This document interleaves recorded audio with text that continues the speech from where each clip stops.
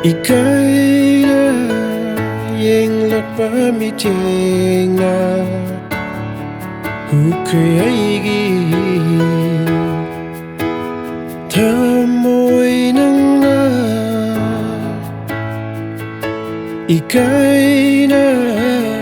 yang lakpa mi chengna Hukaigi Thamoy nang na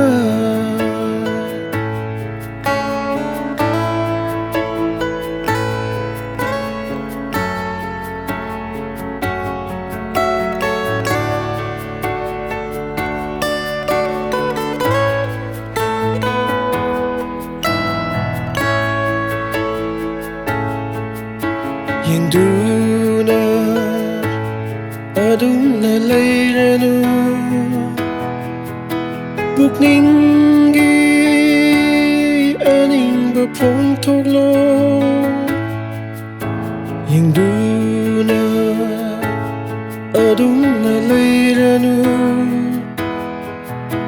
Bukningi aning bapong toglo Hay rực lô nung si hay na Ekaina yang lakpa mi tieng na Hukaigi Thamoy nang na Ekaina yang lakpa mi tieng na Hukaigi Thamoy nang na Lukare